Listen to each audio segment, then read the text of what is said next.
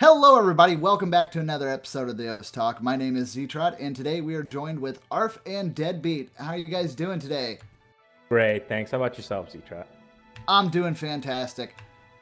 And for those that might not know, ARF stands for rfandomization. He's been with us for the World Cup, OS World Cup 2015, and he's going to be continuing to do commentary with us throughout the entire tournament.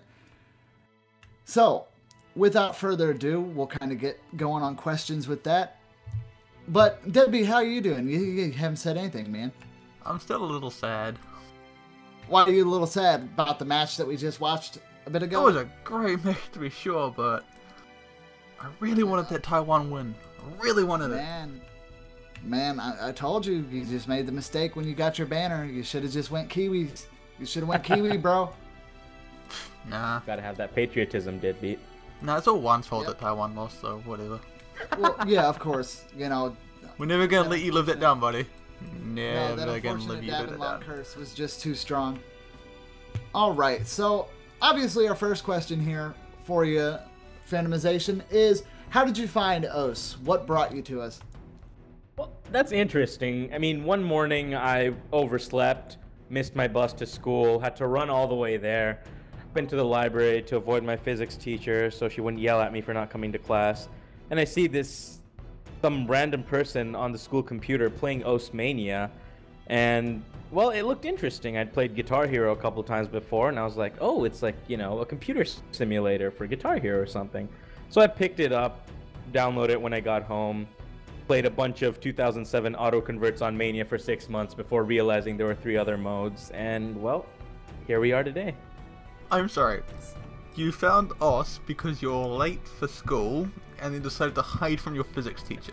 That's what I'm getting from this. Yes. Yes. That would be a first in OS That Talk would history be that we've one of actually my found. favorite reasons so far, I have to say. Yeah, that we found. So I'm kind of a little bit more curious around the fact that people actually played it at the library at your school. It was just this one guy. Like after that, I used to see him around. I talked to him about it after I picked up the game, and he was a big fan of us. He played other rhythm games. He was a 2DX LR2 kind of guy, and he liked playing Mania, and we used to discuss it. I'm just like, he was the only one in my entire school I ever met who knew anything about what OS was. So yeah, that was pretty great actually. I mean, like, some people in the chat are saying that you can actually see people playing it at school, but I know back when I went to school, they had, like, locks on the computers where you couldn't install programs unless you, like, brought it on a jump drive or something. So, or, like, people just, Yeah, like... that's what he did. He brought it on a jump drive. Okay, so it is still... yeah, of course. It's still schools never locked down, change. yeah. Yeah. But that's kind of neat. I mean, that wouldn't be the first time I heard somebody playing OS through finding it through someone else at a jump drive. But avoiding your teacher, that has got to be a first. Yeah, I got yelled at for missing class anyway, but no regrets. Yeah, I bet. of course. Worth. But going off that statement, so you found out about OS fairly recently, during the Mania start. So you are kind of a bit on the newer scale of things, aren't you? Yeah, I'm a 2013 guy. Well, that's not that new, but it definitely is a little bit more newer than some of our older digit players. Like us. So, yeah. So with playing games like that and enjoying us, I noticed you mentioned Guitar Hero, so obviously you're fancy to other rhythm games. Are there any that you particularly enjoy over others, or what type of rhythm games do you play outside of those? Outside of us, I'd never actually played Elite Beat Agents before. I never owned a Nintendo DS. And, I mean, Guitar Hero I only played casually with my friends sometimes. But after us, I really started getting more into the rhythm game scene. I've played LR2, I've played K-Shoot, I've played, other weirder ones like Loco Roco, for example, or Lumines, or whatever that one's called. And there's just so many different types of rhythm games out there. I think you're really missing out if you stick to only one. I noticed you said you have never played the original Elite Beat Agents. Shame. Shame, good sir. Public shaming incoming. I played it afterwards. So you do now own a DS? I borrowed one. Ah. Okay, you're slightly redeemed now, don't worry. Slightly. Just slightly. I broke the screen while spinning. Good job. Seriously? Yeah. Actually, okay, quick question. Favorite map? It would have to be, what was it called? It was the one where the guy was Fudge. Hold on. It was dude, by I've got Asian Kung Fu. It was by Asian Kung Fu Generation. I don't remember what the song Asian was. Kung Fu Generation and Oh, that would have been Osaka de Onda. yeah. Loop and Loop. You didn't play Loop and you didn't Loop. play EBA. You played the original one. Jesus. Okay, nice. Loop Yeah, and Loop. That's the one. That's Yeah. actually a little bit of plus points there. Loop and Loop. That was actually really good. Didn't Gens map that? Yeah, there's but a it was ranked version of a. that. I do believe it was the It was an actual authentic. convert. Yeah. Yeah, I thought it was a convert. from it. It definitely did have the feel of one anyway. Let's see here. So you've yet to actually play the Elite Beat Agents, like the American release? No, I've played the American one with the 3 dudes in suits. I played that Okay. one too. Well, favorite song out of that one? We asked this to Kirby too. Oh God, no, that's too hard a question. You can't ask me that. Oh, it's not that I'm hard. not gonna answer. There's There's only one right answer. Jumpin' Jack Flash. Hey, look, you got it Jumpin' Jack right. Flash is that's a very. Oh, whoa, wait, hold on, Deadbeat. We're gonna have some problems. No, we're not. What are you Jumpin' talking Jack about? Flash is not the Jumpin' Jack Flash is not the only viable awesome song in Elite Beat Agents. You have Jumpin' Jack Flash, the anthem, Survivor, Oh God, Survivor. ABC, and September. Thank you. Those are like the most fun ones. Yeah, but it's Those are obvious pretty which one the awesome. best one is. No, oh, obviously the best one's either Jumpin' Jack Flash or Survivor, just out of difficulty. I standing. liked Without a Like, Fight too. I remember that one. Without a Fight was so short. It was so fun, but it was so short. Yeah. That gave me so many That's really- problems. That's really the only problem I had with it. Yeah, it's like, oh man, this is great. They did the same thing in Osaka de Ondan too, though, with that Hide Countdown song. Wait, don't you have to play Jumping Jack Flash to get to Without a Fight though? No, you have to play Without a You Fight have to play get to Without a Jumpin' Fight Jack to get Flash. to Jumping Oh, it's the Jack other way around, okay. Exactly. Yeah. Yeah, I actually don't remember the name of the final song in Osaka de Ondan 2, and it makes me feel real bad because I've played it I don't know how many times. I've got a full combo with Hidden on it. But I do remember the name of the previous one, which was Hide Countdown. Oh my God. Oh, Don't I love mention that Countdown. one. Do not mention that one. That at the very end, that compound timing. Oh, screwed right me at the up very every end. time. Yeah. Every time. Every single time. I love that I can just make weird sound effects and you totally know what I'm talking Yeah, about. yeah. No, Rhythm gaming in a played nutshell. that. All right, so a lot of people have known that you've done commentary in the past for the OS All-Star matches and a few other tournaments in the OS community. What got you doing that? What got you wanting to put your voice out there and give crowds that were watching that informative insight that they so desperately needed? Well, I mean, I love watching live streams of other tournaments and other games and just, sports matches in general, that kind of thing. And then I saw the OS World Cup 2014 last year, and I was, really hyped watching the matches, and I was just like, man, that looks fun. Why don't I do that? And then one fine day, I was at a school soccer game, and I was in the bleachers, and obviously there's no commentary at those, so I was, doing kind of my own thing, sitting on the bleachers, calling out stuff, because I knew the players, of course. People liked it. They were, cheering me on, like, yo, Arf, what the heck, man? Get a mic, go, go, go, go. And I was just like, maybe I could, actually pull this off. So I started looking for some sort of unofficial OS tournament that I, might be able to commentate for, and the rest is history.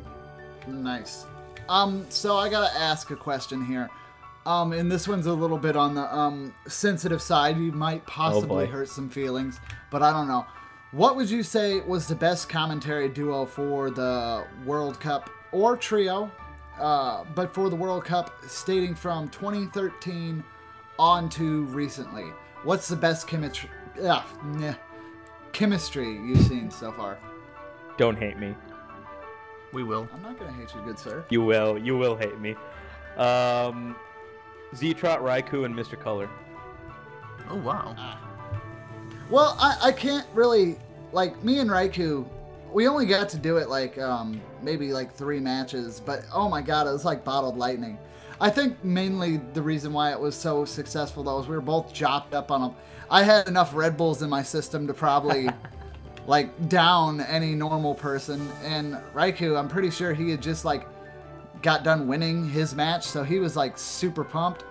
And we went into that, and it was really fun. And Color, like, I love the dude. I mean, there's definitely some things that have went down that people aren't too happy about, but at the end of the day, Color's my bud, and I still talk with him and stuff like that. And he was very informative, if a little pushy, but I did have fun when things went proper with that. Awesome. Yep, just awesome. Love that.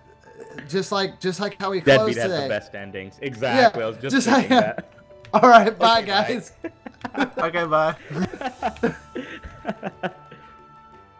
Oh, No, we're but I gonna mean, I cause don't so hurt many anyone's issues. feelings, because really, I did love all of you guys. Make no mistake. Oh, of course. We're just gonna have so many screw ups throughout this World Cup. It's gonna be great. Oh man. Like, what have we done so far? We've cursed players. We've completely whiffed openings. We've just destroyed endings. My big thing is like, hopefully we'll be able to get things adjusted, but the client solution we're using right now, and I'm gonna call it client solution because obviously we want to keep that kind of on the wraps as to how we're doing that. Not because we don't love you guys or anything like that. It's not so much having anything to do with that. It's just more for protection of our casters and everything else that's going on. But this current solution we're using, I feel like is what's causing a little bit of issues as well, especially for those watching who might comment later that everybody was sounding like they started joining either the Autobots or the Decepticons. I know Juan sounded like a straight Decepticon there. I was like, yo, the Autobots called. They want their Allspark back. It was so it was so bad. And hopefully that stuff will be ironed out and taken care of eventually. I know it's working a little bit better than it was before, but it's just, I think... At least the stream's staying up. Yeah, I agree there. It's just, I don't want to say anything bad about it because I do like it, but at the same time, it's just like, it's frustrating, you know? Like, earlier in the match, I was having fun commentating, everything was getting going. Taiwan had 1, USA had 2, and then the next thing I know, we switched maps, and kaboom! I have to restart my whole computer, and then now we're tied, and I don't even know what's going on anymore. And it was like, oh man. Yeah, we should probably continue the talk at hand here. So what was actually the first tournament you actually casted? The first tournament I actually casted, that would be the OS Community Tournament 1. That's really where I got my start for OS. Between the OCT 1 and the OCT 2, where we got a little more well-known, we had something called the OCTSI, which was a staff tournament along with some of our other participants, just a throwaway for fun, and that's really where I casted my first ever match, and, well, I mean, that's where it all began. I swear I know the really fun OCT, but I time. don't know why. Now, going into that casting, another just random question off the dome. Would you say there's anything you've learned from casting with the community tournaments that you're using towards what you do today, or has it always been just kind of a trial and error for you and just a refinement process? No, I mean, I would say 100%. Like, the thing about commentating that you've got to, the first time you do, with anything really, practice makes perfect, as they say. You kind of figure it out. Of course, there's basics you've got to learn, what to say, what not to say, when to say it, that kind of thing that you figure out the more you cast. And then, of course, there are other specifics, you know, things specific to the match, things specific to the players that are on the screen right now. And what you really have to think about is what your audience for this tournament is. Because when we had our first tournament, of course, we didn't have that many viewers as expected. Most of them were either participants or staff that are watching. So, you know, we could use inside jokes, our own little memes that we'd created within the tournament, and that made it more fun for everybody else. Of course, when you're casting more bigger tournament or other bigger tournaments, I should say, you've got to, you know, keep in mind that there are people who don't really know much about you or the players, and it's really just, you've got to keep that in mind when you know, say what you're gonna say. Very true, but every once in a while you manage to pull off a large-scale meme, and those are fun. I mean, every once in a while you'll still see some hashtag KFC hype. And I think that started, what was it, Debbie? Was it Mania World Cup? I came home with a bucket of KFC chicken, and I was so happy to eat it. And I was just like, oh man, we have to commentate matches, but I want to eat this chicken. And so I just ate the chicken, and then somebody had called on me. They're like, hey, Z-Trap, what do you think about this? Oh, great. And I'm like, I'm so sorry, KFC hype, too strong. I don't remember that happening in any of the matches that I was there. Was that? I think that might have been before the 2015 TWC, wasn't it? Oh yeah, it was definitely before. It was 2014. I wouldn't know that when it happened. Yeah, KFC hype was 2014. If it happened before the Taco World Cup 2015, it's a blur. It's a blur? Oh man, I remember all the old World Cups. Also, I actually completely forgot what the OCT is. Apparently it's the OS Community Tournament. Yeah. Yes. I knew I'd heard the name before, but I couldn't remember it. I think it was the 2013 World Cup that me and Color were commentating on, and that might have also been the one. I don't think I did the World Cup for OS Standard in 2014. I did the Mania World Cup for 2014. And yeah, the you were Taiko there World in Cup. 2014. You did a few Was matches. I there in 2014? Probably. You were in the finals. I remember that. I think maybe just pulled in last bit, but in 2013 or 2012, it could be one of these. It is kind of blurry because that was utter lack of sleep mode. They not only had me commentating, but I had one of the tablet PCs with the touchscreen input and stuff, and I was using that to capture my microphone as I was streaming with the big one. I was also commentating and streaming at the same time. This was back when we didn't have like a set streaming software and all this other stuff, so I didn't get any sleep that year. Yeah, I can imagine. It was pretty bad, and I guess that's kind of what let for some of the really ridiculous commentary that gets out. Because if I get past the sleep point, I just stop giving a. I stop giving a flying fuck. No, that's with everyone. Like for what happened when we did the OCT2, for example, we had 256 participants, and this is a 1 versus 1 tournament. So obviously, streaming the first round is impossible because you've got 192 matches to do before you can get into the round of 64. So we had the bright idea to do it all in one weekend. We have a staff of about 11 people, and 10 of us had to referee for 10 hours straight on a Saturday just to get through all the matches, and I think everyone was just dead by the end of that. Oh, good. You would have experience with the OS World Cup group stage. Welcome to our hell. 64 was even better. Got to cast for 15 hours in a row, no breaks. That was beautiful. Well, believe it or not, back in the beautiful glory days, if we had an hour in between stream, we wouldn't even be allowed to cut it. We just literally had to make an hour of content, which usually just degraded to us going, hey guys, at Twitch chat, we love you. Feel free to ask some questions and we'll go ahead and answer them because there's literally nothing else we can do, which a lot of Twitch really loves. And I've seen people go like, why aren't there Q&As anymore? And it's just, we've kind of maximized time. We've made it a lot cleaner, a lot faster, a lot more efficient than what it used to be. I mean, obviously there's still issues and issues will always arise, but in terms of like how well we've gotten what we do in our time frame down, we've gotten it down pretty well. We don't have giant open gaps. Although I do believe if we were given a 45-minute window. I was going to say, because these matches, I think, have an hour and a half time window, and I don't see most of those matches taking up the entire time. Yeah, so I mean, we might have some downtime this weekend. Although for people watching on YouTube, it's already too late for you guys. Yeah, but there might be some Q&A time. Also, just before we move on, I actually noticed something kind of interesting, because looking at the OCT3, their tiebreaker was the same as the Oslo Cup group stage. It was colourful. Yeah, ours was colourful. And they even had bondage animation in double time as well. Yeah, you guys stole a lot of our maps this year. Yeah, so this is how the maps league just do their stuff. They go find other tournaments and steal their map pool. That looks good, we'll use that. Our maps are picked, that means they're good, right? Is there actually going to be a OCT4 coming up anytime soon? Well, there's actually a little bit of a sad story there, but no, we might not be seeing an OCT4, but there There's something in the works. Your eyes Ooh. peeled. Excellent, can't wait.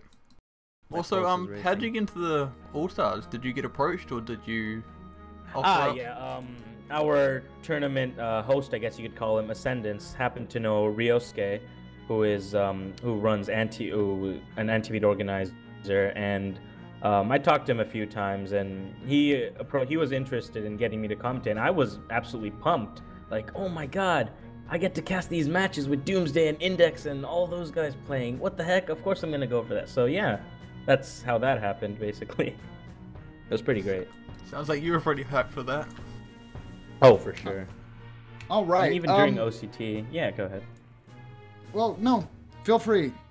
Add on to that. I want to hear that. Even during OCT. I was just during OCT too. You guys mentioned having downtime, so due to the fact that we had players from a million different time zones, and since we weren't official, we couldn't just basically tell them be here or you're out. We tried to accommodate their schedules and stuff so that we wouldn't have a million forfeits. So of course it was basically like a 12-hour window in which you can have matches, and there's basically no downtime. There's you have 30 minutes between one match and the rest, but you can't really sleep because it's 30 minutes. So it was Ascendance actually who had the idea, hey, let's have some show matches in between those times, and he successfully convinced some higher ranked players to come in and play against each other during the OCT2, and those show matches really built the hype. We had Happy Stick versus Elysian, for example, that kind of thing, and people really love to see that. So that's I think really where I got my first experience casting for higher ranked players as well, so that kind of helped with the whole all-star thing. That's pretty cool. Speaking of casting, have you ever set your sights on another game? Has there been anything that you've been interested in casting aside from OS? I mean, OS was really where I first started casting. As for games which actually have casting, I don't really play a whole lot of games which have that. I've had a lot of people tell me, hey, why don't you start playing CSGO, and then you can cast CSGO, or League of Legends, for example. And I've really had thought about it, and I've wanted to play CSGO for the longest time, but I've never actually casted another video game, no. I have casted some sports, though. Would it be something you'd be interested in doing, or are you fully content with us? I would love to continue with OS personally. I think right now it's my favorite video game. It's what I play above all else. But I would be interested in doing some other games possibly. Who knows? We're not gonna lose you to another game, are we? Yeah, just where's Arf? He's supposed to be casting this match. Why is he playing a Steam game? No. I don't think that's happening. We're not gonna let you leave. You're stuck here. Once you're here forever. Pretty much, yeah. What would you be the favorite tournament you've casted so far, though? I've only casted in 2 or 3, so I mean, I have some favorite matches, but as for favorite tournament overall, I would still have to say OCT2, because that's where I earned my stripes. That's where I really had the most fun so far, of course, and it was just awesome overall. Don't forget the World Cup's not over. Yeah, you might have some fun. Maybe. Some fun. Maybe. Well, Loctave running the helm. There's no fun allowed. No. I joke, of course. Oh, God. All right. We've been having nothing but fun. Okay, so, with our last pre-written question before I start just skrilling you off the top of the dome for real, what sort of approach do you take when commentating, and do you do any prep beforehand? And I'm going to go ahead and let you take the replies to that, Deadbeat. I'm going to go answer my door that should not be being knocked on at at midnight. Don't get lost, C-Trot. Now, prep. Okay, I'm glad you mentioned prep. Prep is the most important thing you have to do when you're a caster. Prep is 80% of what you say. If you don't prep, everybody will know you haven't prepped, as everybody knows, because I should prep, but I don't. Really, but on a more serious note, you have to do preparation before you cast. Research the map pool, research the players, whatever you can. Write down notes, stuff to say. If there's a pause for more than 3 seconds, look at your notes and pull up something, because out of all the things you can possibly do as a caster, just winging it, some people can pull it off, some people can't.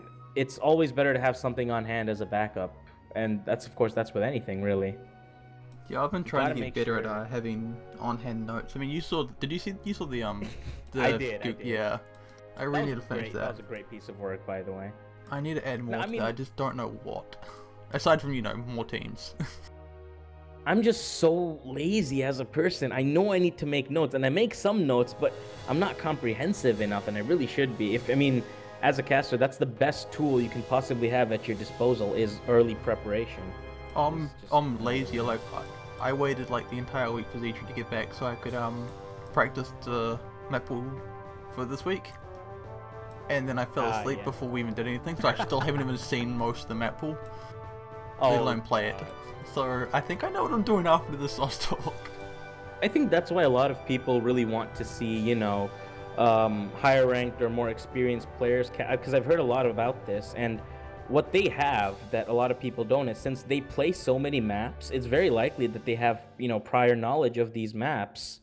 So that really helps them, because if you've played a map enough times, you don't need notes on it. Your brain tells you everything you need to say. So it's the opposite of a handicap, basically. It's a big boost to what you have.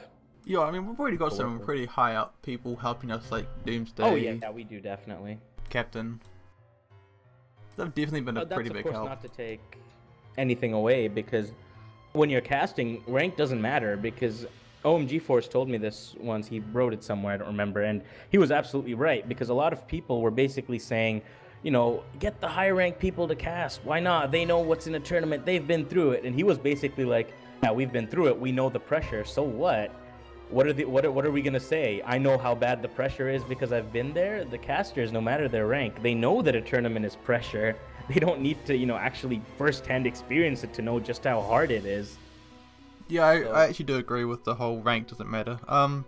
Completely different game, obviously, but exactly. In Dota 2, there's actually a pretty famous commentator called OD Pixel, and I think his MMR is around like 3,000, which is actually pretty crap when you look at the people who he's actually commentating on. Because the people in the tournaments that he'll be casting like 6-7k, and yet this guy's really good at what he does. So, I mean, rank does have some sort of merit because it shows that you've played maps, you know what you're doing. But just playing the maps isn't really enough sometimes. Yeah, I think the most important thing you can have as a caster is don't be shy. You have to talk. You have to be able to talk. That's your job, and that's the main thing. It doesn't matter how good you are. If you can't talk, if you don't know what to say, if you get stuck, then you're going to have a hard time. You're not going to like it. So you have to like what you do. You have to like to talk. And you have to like your co-casters. Although, that's not necessarily a requirement, but... and there are like some people who are really easy to get along with, like Doomsday. Doomsday's great. Casting with Doomsday is a pleasure. Oh yeah. It'll be cool to see him later on in the weekend. Yeah, that would be... I don't actually think we're not going to see him until after his match though. Which is a bit of a shame, but... Oh yeah, of course. I suppose he does need his time for practice and whatnot. Exactly. Do you actually watch any tournaments during your downtime? Yeah, I mean, if I'm not casting, if I've got a little break, I've actually got really, really bad internet. There's a company called Comcast in the United States. If you've ever heard of them, I need not explain anything else. But, they recently decided that I no longer need their service, so I'm having a bit of a hard time with internet connectivity and watching Twitch, but, I've got, up and down of 0.04 and 0.01 respectively, so watching Twitch is not exactly possible for me right now. Yeah, that's pretty bad. I'm using a phone you'll change company right now. They've got basically a monopoly on everything in the area right now. But I'm looking. Let me guess, you got Comcast? Yeah, not anymore. Oh. Oh, dang. Yeah, we're just talking about how they've kind of just said like, no, you don't need internet. Yeah, it gets ridiculous. Alright, so I've got a few more questions for you, and then we'll go ahead and let the community have at you a little bit. All right. So my first question here, and this one's off the top. Now, Arf, what would you say has been the most like so far? You've been in the OWC tournament, and you've been casting. What was the first thing before you got into the room, before you talked to any of us? Were you nervous at all, or did you just assume, hey, this is going to be chill, these guys are chill, I'm going to be fine? Well, I had the opportunity to talk with most of you before the first time ever I casted, so I mean, that conversation was really what got me into thinking that, yeah, as you mentioned, like, you know, these guys are cool, this is going to be great. Before that, was I nervous? Heck yes, I was nervous. After I got your PM, I was hyperventilating, like, oh my god, maybe it was a mistake. He's gonna send me a PM later and be like, oops, meant to send that to Chippy. Sorry about that. Oh man, that would have been savage. It would have been. But yeah, I was really nervous. Were you scared of Z-Trot? I don't think anyone's scared of me. I am. No, not really. I mean, I'd heard Z-Trot's voice around. I'd always, you know, thought that he was a pretty nice guy. And I see nothing that changes my mind about that, so no, I wouldn't say I'm scared of Z-Trot. Good. Deep down, though, I probably should be. I know I am. Maybe just a little bit. See, I have this issue where if he tells me to do something, I kind of have to. He can ruin my entire weekend. Yeah, but it's not like I've never been to the point where, like, if you don't, like, I think on one occasion I actually got pretty, like, what the fuck, deadbeat. Oh and yeah, but that was deserved. That was well deserved. Yeah. Normally I'm pretty I'm gonna have to ask you going. about that later. Oh yeah, I can tell you right now if you want. I don't care. Yeah, it's cool. Go for it. Okay, so when we first did the captain showcases, I think this is for the Cash to Beat World Cup. Yeah. And so I was like, okay, well I'll go. You guys are all doing this. I need to do something. I'll go get the replays. Alright. And so I started recording all these replays files of all the players and all this sort of stuff. And then I think it was after Group B you rendered it. It was Group B, wasn't it, Z-Trot? Yeah, Group B. Yeah, okay, so it's Group B. So he rendered that. I mean, he's been taking forever to do this because rendering was taking forever. And then he looks at it, and it's like, deadbeat. What the fuck? Why is there a mouse on the cursor? Why is the mouse cursor on the screen? And I'm just like, oh shit. Oh. The first two, and I think a lot of the other replays had mouse cursors on the screen. Right in the center too. Like so if you go back and watch them, there will be a mouse cursor on the screen. Good job. Like I was so pissed because it's I could totally understand if like it was just kind of off to the side, just there. No, smack dab in the middle. Like he's like, okay, this will work. Record. You had one job, deadbeat. One job. I nailed it. Oh man. But it was really scary because it was like crunch time. But seeing as we still haven't had like a active, like our initial idea for the team showcases or captain showcases is to play them like in between the streams so people can learn about the teams. Oh, but yeah, that hasn't actually been something that happened, and with my PC technical difficulties and stuff, we just got to release in Group F today, which is unfortunate. But I think next year, we really need to point out to the teams as well, because one of the things is we ask the teams a little bit about themselves, and we like to give that information to the players, to the viewers that are watching, so they know like what the teams are feeling going into the tournament, what their goals are, stuff like that. And while some of the teams gave us really good replies, others just didn't. They're like, nope, we're not gonna say anything. Or you got very personalized replies that were just about the one person, and then you have to convert that into like a whole team aspect, and it gets a little bit difficult. And then you got some people who literally just reply with RSI hype. What? Yeah. Some people gave like the best answers that were of no help. Yeah. I mean, it was great, but yeah. Gotta have something to work with. All right, Fandomization. For the next question, if you had to be stuck playing one game mode for the rest of your OS career, what would you say that is? It's a toss-up between CTB and Standard. Ooh. I don't know which. Interesting combo. So that's an interesting combo because we're actually talking about the fact that Standard is the most viewed and CTB is the most played. Yeah, I love CTB. It's really ridiculous when you look at it. I mean, the play counts and everything for CTB would make you assume that it has this huge, thriving community that just loves everything about catching fruits. And in reality, you turn the flip note on that, and it's just wasteland. No offense, Zach. Tumbleweed. But no, but I mean, it's a lot smaller than you might assume. Yeah. Yeah.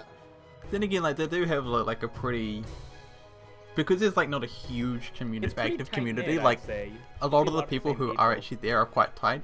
Like everyone just knows everyone else. Yeah, that's for sure. Because I've been into like the CTB channel, and everyone's just like, "Oh yeah, hey, what's up?" Like it's really friendly there actually. I feel like in terms of Moe. I feel like in terms of what game mode has like the most equalized community in aspect, I feel like it would have to be Taiko. Taiko seems like it has like a pretty even, like there's a decent sized player base, but the community is about the same size as the player base. It has a pretty good ratio. I feel like Mania's becoming another CTB. Like there's tons of people playing it, but they're not playing it and taking part in it, which is I think bad. You could partly explain that because of all the rhythm games that are similar to Mania, so people come from those games and they play Mania, but you know, they're more inclined to be in their older communities, whether it's FFR, you know, LR2, whatever they might have come from.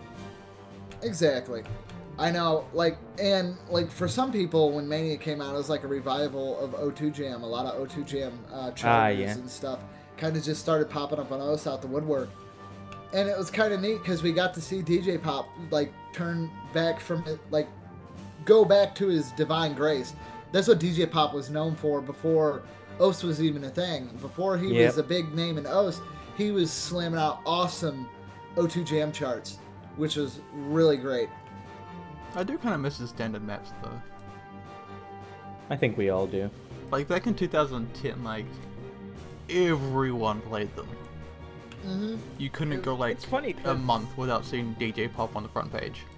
It's funny for me because even though I started in 2013, since I started actually with Mania, and here's what I did, right?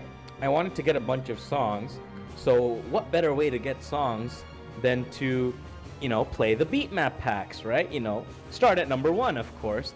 So for my first 7 or 8 months of playing OS, I had 2007 and 8 maps and nothing else. Like, those are what I played. Oh, so geez. I didn't even learn how to read Approach Rate 9 until early this year. Did you play the James training maps? Oh, yeah. I played those. I would have said you played like all these 2008, 2007 maps and then missed those. How could you miss those? Those are like the bomb. Oh yeah. I still probably can't even get an S on them. Random jumps for the win. I like how I can pass like these occasional 5-star maps, but I probably still can't full combo before you map. A B for you map? Oh man, I've full comboed all those. James was the bane of my existence for a long time. Oh yeah, like those maps are torture when you're starting off. It's like, what is this? Yeah, especially mouse only.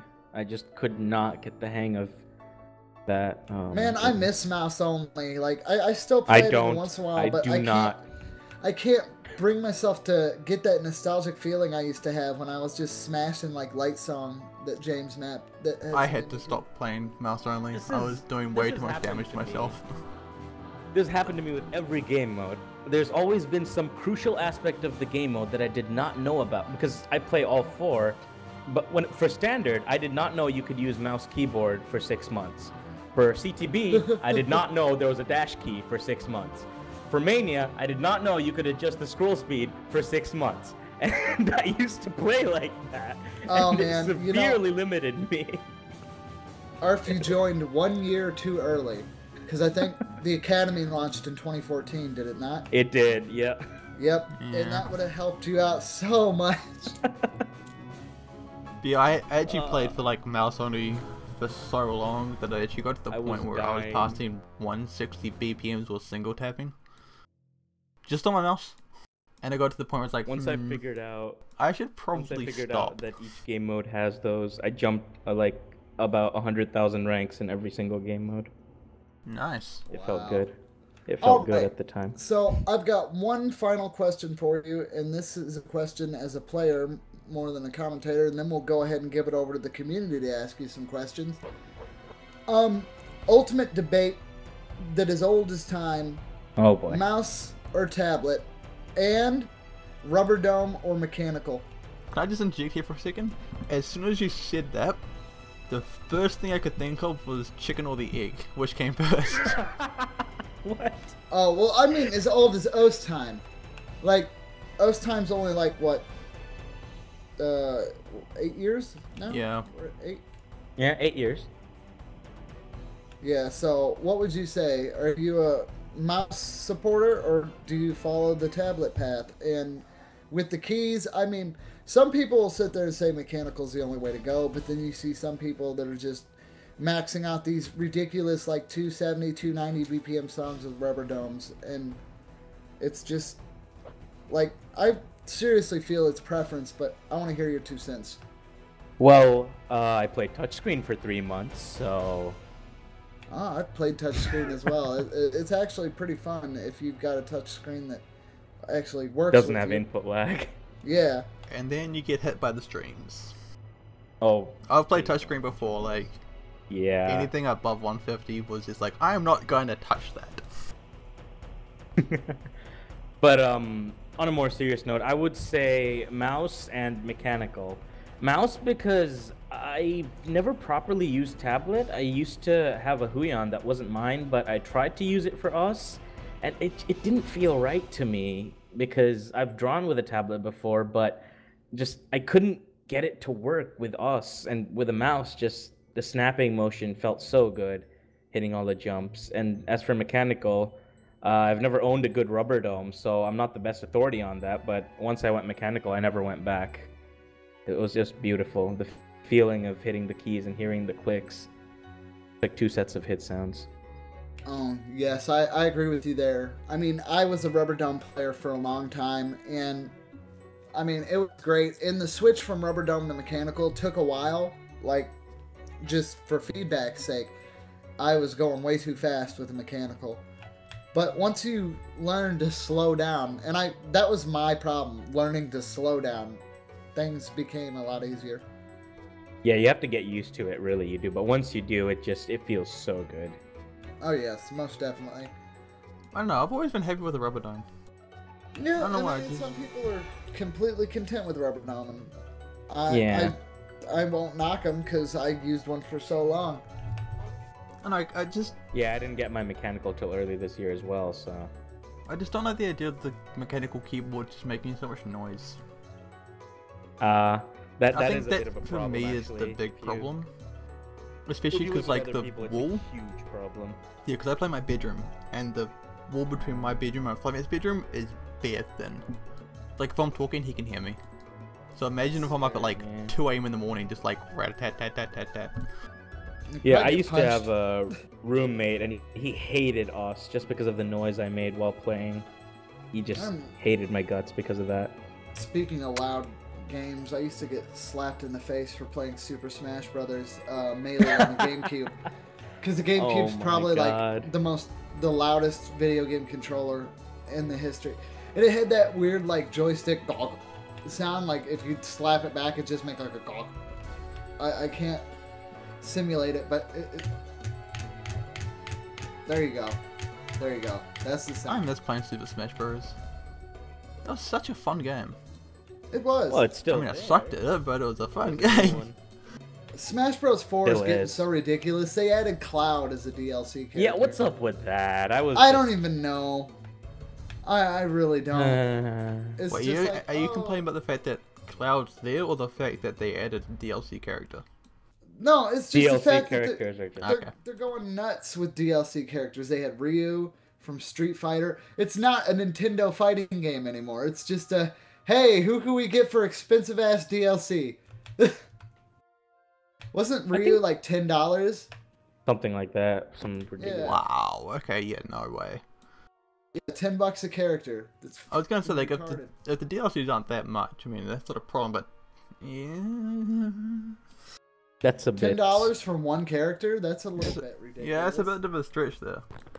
I mean, yeah, you get stage too, but. All right, guys. So that's gonna conclude our written talk for ARF. Now, if anybody has any questions, feel free to type them in the chat, or you can ask to speak them aloud yourself, and we'll give you talk power. So let's try to get a few of those lined up, at least before we cut this. What do you say? We'll get about 20 minutes for. We've already been going at for like nearly 50 minutes. Oh, okay. So 10. Wow, has it been that time already? Well, we started about like flies. 5, 6 past, and it's like about 10 to. Yeah. Wow. Time flies. All right, so it looks like Lolly-chan wants to speak a question, so go ahead and give them talk power and let them go ahead and rattle that question off. How you doing, Lolly-chan? Hey, how you doing, guys? Just a quick question, because obviously it's been going for a while. What would you say your favorite moment's been so far in the World Cup as a commentator? I think that last match where Juan pretty much wrecked Taiwan would be my favorite moment up to now, actually. That was a great moment. It was fair enough. Never forget. Fantastic. Never just forget. Sort of like a 0.5 to my question. Mhm. Just trying to think of how to phrase it. So you mentioned about the notes, like when there's a silence, you know, you obviously have your notes to keep the talking going. Right. How do you like decide on the notes you take? Like Well, when there's I mean- like an awkward silence and everyone's just, you know, there's nothing to really talk about. How do you keep that going? Yeah, well, here's the thing. As a caster, when you take notes, it depends on what, like, I love being a hype caster, but for some reason, every time I join a tournament, I somehow become a color commentator, which means I have to give background info about things. So, I don't know how that happened, but it did. So what you want to do is you want to have notes on number 1, the map pool, and number 2, the team and the players, because those are 2 resources that you will use exhaustively throughout your commentating.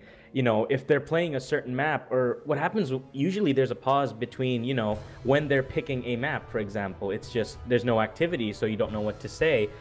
If they've played a certain way, like if they've done well on jump maps and you have notes on the map pool and you see, oh, hey, here's a jump map they haven't picked, you can start talking about that and be like, you know, this is a jump map that I think they could do really well on because they've been doing well on jump maps. And then on that map, you know, let's say it was mapped by, oh, Lesja. Oh, that gives you an in. You can start to talk about Lesja and how he was such a great mapper back in 2012. He mapped this. His ideas led to this, and it just segues into a whole wealth of information for you to share with everybody. Mm-hmm. He was a great mapper. Yeah. He was. We need more Lesja maps. And another awesome fallback that you could always go to is if you're in the position of a hype caster, like I usually force myself into each time. If you've run out of, if you've exhausted all your resources and your team is still just waiting, that's when you just go to Twitch chat. Twitch chat is an unextinguishable resource. It really is. If there's something they want to hear talked about, you could pick it up from the Twitch chat. Obviously, you need to be selective in what you pick. Yeah, you need to like filter past all the what is it, the Caparos? Yeah. Oh god, Caparos. But if you can actually find something, like every once in a while, if you could get through that blaze storm, you'll find somebody that says, oh, well, hey, Taiwan did really good last match, but why aren't they putting in, for example, HVIC? And like, you know that one team box is still empty, so then you could bring up the conversation of who they might replace. And like when you're during the cast, like if somebody does go quiet and you need something real quick off the top of the dome, Twitch chat helps. They really do. Oh, It's a great way gotcha. Yep. Yep. Oh, keep up the commentary. I'm loving it this year. So, Oh, Alright. thanks for that. Okay, and thank you so much for your question there, Lolly-chan. We're going to go ahead and take another one if someone has one. if you don't want to speak it aloud, feel free to just come up there and just type it out, and we'll go ahead and do the best we can. Just as a quick, more of a current event thing while we're waiting to see if there's any questions. Which match are you most looking forward to this weekend? Oh, that's a toughie. Yeah, actually. Okay, aside from the US-Taiwan match. Yeah, aside from that one, I think I really want to see Hong Kong versus Germany. I want to see... Go ahead. Sorry. Since they actually have CLP 1, 2, 3, 4, 5 this weekend, I think that's going to be an absolutely killer match to watch.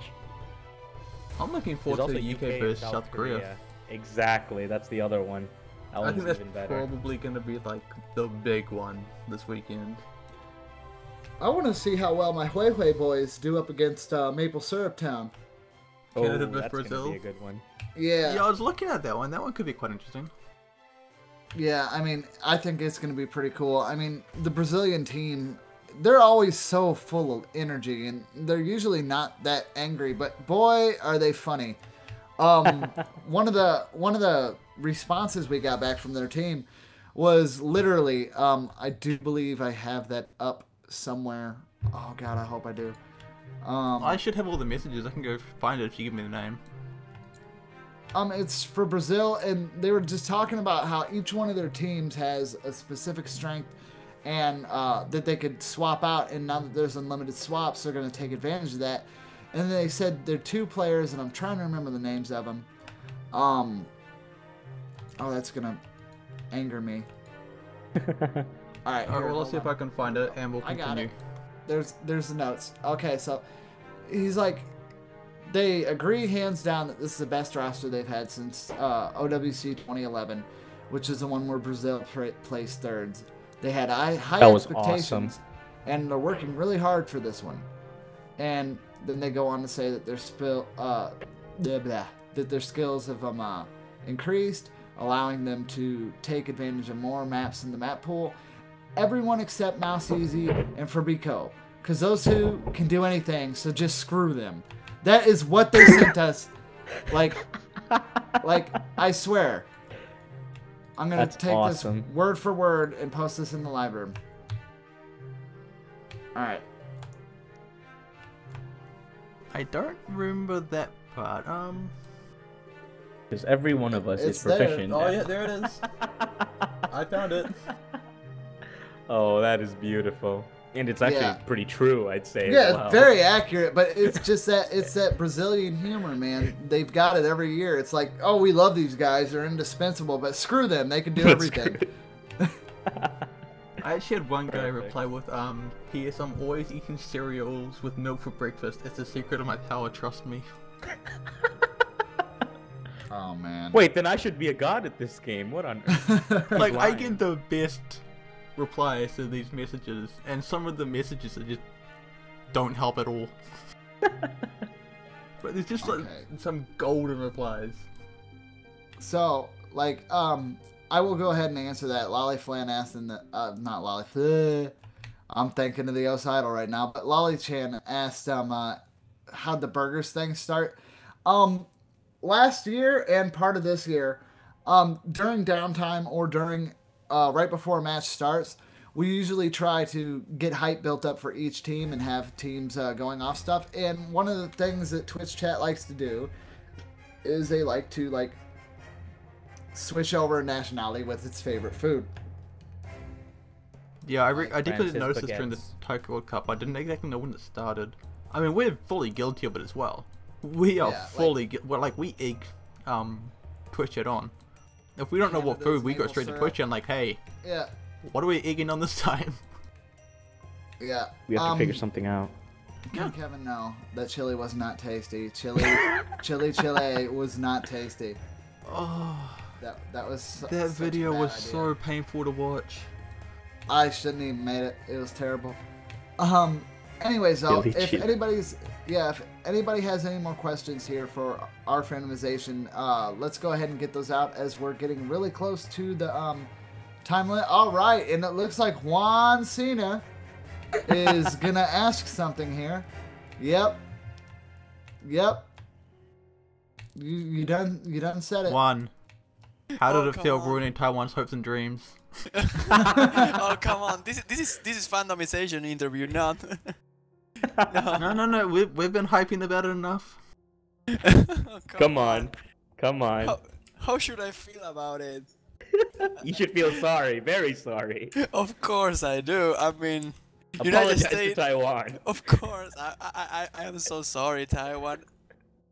But Poor just Davin Long. just to give everybody a heads up, while we might be poking fun at Juan, there was in no way any of that rigged. That was just No, a of very, course not. very unfortunate turn of events for the Taiwanese team that just so happened to sync up with Juan's very cruel statement when you think of it at the time. It synced up way too well. Yeah, it did, really. But yeah, a lot of people aren't going to be giving you any type of hate, Juan. In fact, there's probably going to be quite a few burgers out there praising you. No. Oh come on! If United States takes the tournament, I don't know. They have to do something. Give me some burgers at least. But no. I don't know. I just hope that Taiwan can make it as far as they can in the losers bracket. I hope so. But yes, did you actually have a question, or have you completely mind-gapped it? No, I do have a question, and it's who's your favorite player of the OSO World Cup fandom? This year? Oh, that's Yep, a this tough year's. one. It's a very tough one. I don't actually... why you gotta ask a question like that? If I had to narrow it down, I would have to... I'd say OMG Force, actually, from the Austrian team. He's a monster. Yeah, he can do absolutely anything. And just the fact that Austria isn't a top seed this year is outrageous, because if OMG Force's rank really reflected his skill, he'd be up there. He'd take them to top seed just by himself. Alright. What are they up against this year? They, Malaysia. Yeah, Do you think they can win that one? Malaysia. I think they should be able to win that one. I love that guy too. Austria's looking pretty strong this year. Very strong. Very strong contender for the title, actually. As always. Actually, going off Juan's question, favorite team so far in the round of 16 onwards? Ooh, favorite team. Well, I love the Polish team because Portugal. they've just Portugal. Portugal did good, yeah. I have to put Brazil as a close second, honestly. Yeah, a lot of people are really looking forward to Poland's performance this year. They have a monster of a team. They really do. So stacked. All right. Well, thank you so much, Juan. And that is going to be our time limit for today. Thank you so much, rfandomization, for coming out and answering some of our questions. And thank everyone else for coming out and listening. For those watching on YouTube, be sure to leave a like and subscribe. And remember, guys, rhythm's only a click away, and we'll see you all real soon. Okay, bye. That doesn't work this time, man. Yes, it does. He'll just In cut fact- it out. Yeah, no. In fact, welcome to the OS Talk Extended Edition.